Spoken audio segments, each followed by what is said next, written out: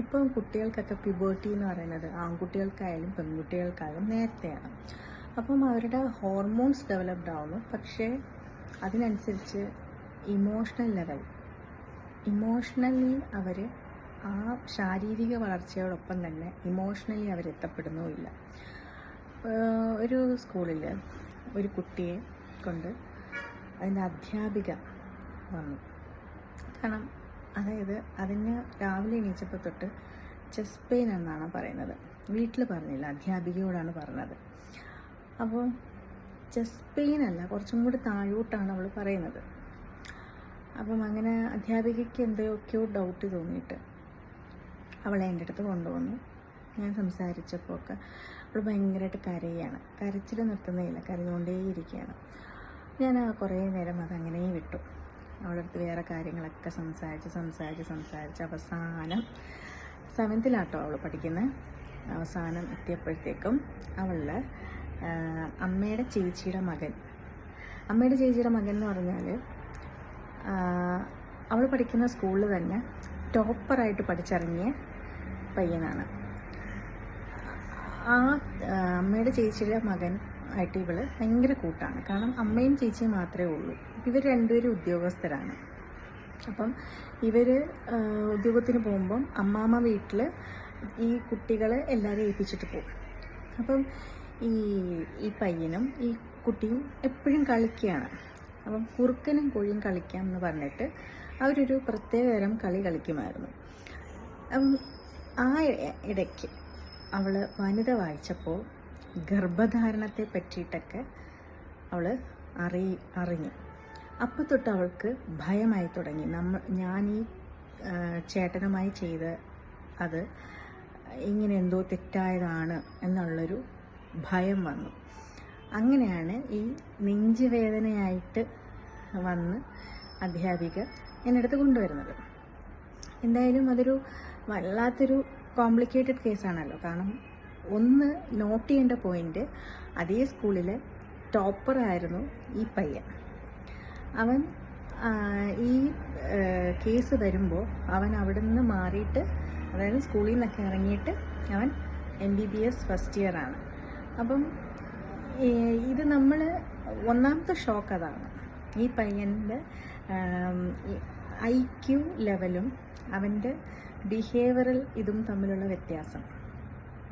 അങ്ങനെ എന്തായാലും ഞങ്ങൾ അമ്മയെ വിളിച്ച് കാര്യങ്ങൾ പറഞ്ഞപ്പോൾ അവർ ഭയങ്കര കരച്ചിലൊക്കെ ആയിരുന്നു. കാരണം ഈ അച്ഛൻ അറിഞ്ഞാൽ എന്താണ് സംഭവിക്കാന്ന് അറിയില്ല. അപ്പം നമ്മളതൊക്കെ പറഞ്ഞ് ശാന്തമാക്കി അവളെ കാര്യങ്ങളൊക്കെ പറഞ്ഞു. ഒന്നുമില്ല, അങ്ങനെ വേറൊന്നും സംഭവിക്കത്തില്ല, ഇനി മോള് നോ പറയേണ്ട അടുത്ത് നോ പറയണം, അങ്ങനെയൊക്കെയുള്ള കാര്യങ്ങളൊക്കെ പറഞ്ഞ് മനസ്സിലാക്കി കൊടുത്തു. എന്നിട്ട് ഇവള് പുറത്തിറങ്ങിക്കഴിഞ്ഞ ശേഷം അമ്മ എന്നോട് വന്ന് പറഞ്ഞു, ഇവളിത് വായിച്ചത് അടുത്ത കാലത്താണെന്ന് പറഞ്ഞു. പക്ഷെ ഇന്നലെയും കൂടി അവൻ്റെ കൂടെ കളിക്കണം എന്ന് പറഞ്ഞ് വാശി പിടിച്ച് പോകുന്നുണ്ടായിരുന്നു എന്ന് പറഞ്ഞു. ഇതൊരു വളരെ പാരൻസ് ഒരുപാട് ശ്രദ്ധിക്കേണ്ട ഒരു പോയിൻ്റാണ്. കാരണം ഹോർമോൺസ് ഡെവലപ്ഡ് ആകുമ്പോൾ കുട്ടികളിൽ സെക്ഷൽ ഹോർമോൺസും ഡെവലപ്ഡ് ആവുകയാണ്, അല്ലേ? എല്ലാ ഹോർമോൺസും ഡെവലപ്ഡ് ആവുകയാണ്.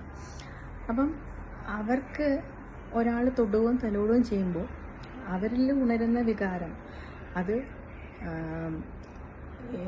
ധാർമ്മികതയും മൂല്യങ്ങളും ഒക്കെ യോജിച്ചതാണോ എന്ന് കുട്ടികൾക്ക് അപ്പോൾ ചിന്തിക്കാനുള്ള കഴിവില്ല. നമ്മൾ അവർക്ക് അതിനെക്കുറിച്ച് പറഞ്ഞു കൊടുക്കുന്നില്ല. പിന്നെ പുറത്തെ ആളുകളെ ഭയപ്പെടുത്തും, പുറത്തുള്ള ആളുകളെ സൂക്ഷിക്കണം എന്ന് പറയുന്നതല്ലാതെ വീട്ടിനുള്ളിലെ ഇത്തരം ഇതിനെക്കുറിച്ച് പാരൻസും അവെയറല്ല. നമുക്കൊരിക്കലും മനസ്സുകൊണ്ട് ചിന്തിക്കാൻ പറ്റില്ലല്ലോ.